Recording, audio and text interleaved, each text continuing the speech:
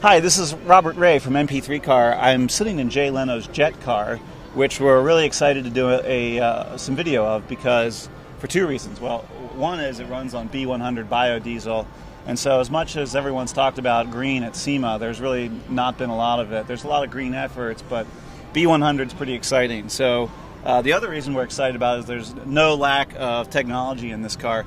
Both mirrors, the reverse mirrors, are camera. So there's not actually mirrors on this car. There's a camera on the left and a camera on the right side of the dash.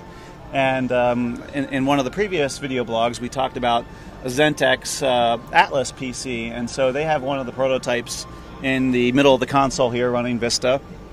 And that has navigation and lots of other features built into it. So I'm going to let Steven explain some of the dash consoles here. There's some really interesting gauges with flashing numbers and things that probably have to do with control of the jet engine that most of you have never seen in your car. So it'll be interesting to hear more about that. And who's one of the representatives from Jay Leno's Big Dog Garage, and this is actually Jay Leno's car.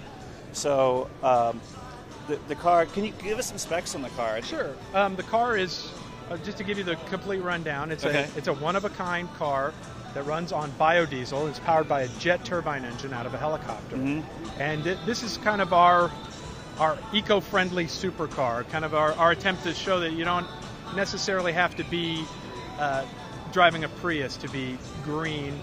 And this is kind of an exercise in what if, just explore the potential of biodiesel and jet cars and kind of what the future might hold. Right. How many other bio cars are in the garage?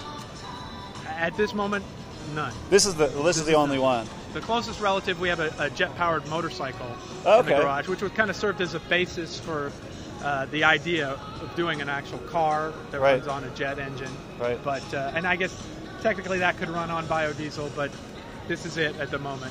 I'm sure you get this question all the time. How fast does it go? Well, that's a matter of gearing as opposed to taking off on its own. Sure. And it uses a Corvette transaxle, so it keeps it 160 to 180 is what the gearing is, and that's kind of what the limiting factor is. Right. Have you had it on the track yet? No, not yet. We've run it around a little bit and on the streets, but we have an opportunity here in the near future to take it to one of GM's proving grounds and kind of explore what the potential is and get all the statistics, 0 to 60 and all that stuff. Right, so it is street legal. You said you've had it on the streets. Yeah, it's street legal, registered, and... which streets did you take it on? City of Burbank. Yeah? Did you get some head turning going on? Well, you get a lot of heads looking up at the sky because it's a little weird to hear a jet and then look on the street. You tend to look up in the sky we happen to be near an airport, so you get a lot of panic looks. Right. What's coming down? So that's quite an impressive instrument cluster that's in there. So are any of the jet functions controlled by the car computer, or is that more of an entertainment piece? It's a helicopter engine, and so rather than trying to reinvent everything, we used a glass cockpit arrangement that would be in the helicopter. And there are a couple of vendors that supply that, and we actually had them modify it to give us some of the parameters that we need for a street car versus something that's flying through the air. Right. So some of the more critical things for us are on the automotive end of the scale. Right. We don't necessarily need hydraulic pressure, temperature, some of the more obscure stuff that you would need in a helicopter that's flying. So. Yeah, I noticed there are about a half a dozen gauges in there. Do you know off the top of your head what the different gauges do? No, I don't. No, not without climbing in there and looking. But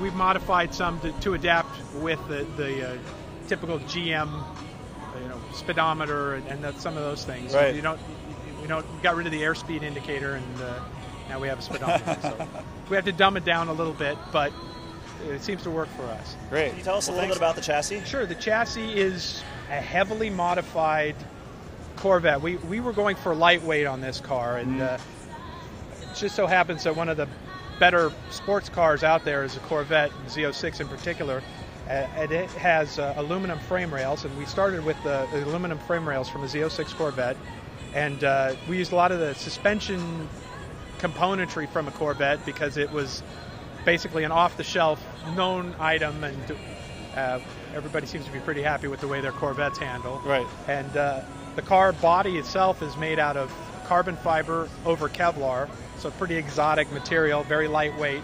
Right. And the curb weight on the car is about 2,200 pounds, which is extremely light. And coupled with the jet turbine engine, and by all expectations, it should be extremely quick. I don't know how fast it'll get you through town in traffic, but you know, LA traffic will have something different to listen to, at least as we go by. Do you expect a video? You mentioned you're going out to the proving ground sometime soon. Will our viewers be able to watch video of Absolutely. There's going to be video of that. There is also a feature-length show. I shouldn't say feature-length, but a show in production about the build of this car from the ground up. Oh, okay, so, where would we go to see that? My understanding is Speed Channel. Speed Channel. Okay, great. All right. But that's in the future. They were waiting for some final details to be finished on the car, and we're right about there. So in the very near future, we should expect to see that. All right. Well, thanks a lot for opening up the car for us Happy to. and giving us a quick interview. No problem at all. All right. Thank you. Thank you. All right.